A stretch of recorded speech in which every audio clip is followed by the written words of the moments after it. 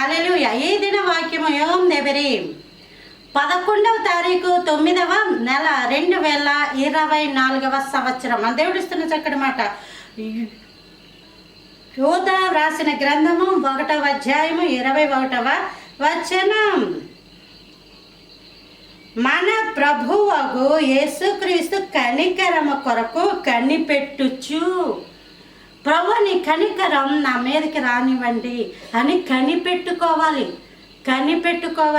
లోకంలో పిల్లల్ని కనిపెట్టుకుంటారు.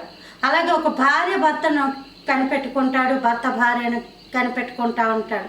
ఈ పశువులు ఇవన్నీ ఉన్నాయనుకోండి, వాటిని కనిపెట్టుకుంటూ ఉంటారు. వ్యాపారానికి కనిపెట్టుకుంటూ ఉంటారు, దొంగతనాలు ఏమీ జరగకుండా. అయితే దేవుడి యొక్క కనికరం కొరకు మనం కనిపెట్టుకోవాలి.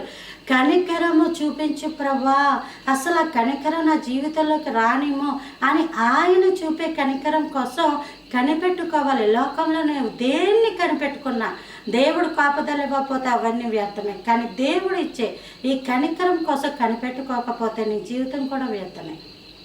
ఈ యొక్క కనికరాన్ని హిబ్రూలో హెమలాహ్ అని అంటారు, గ్రీకులో ఎలియోస్ అని అంటారు. Praise the lord.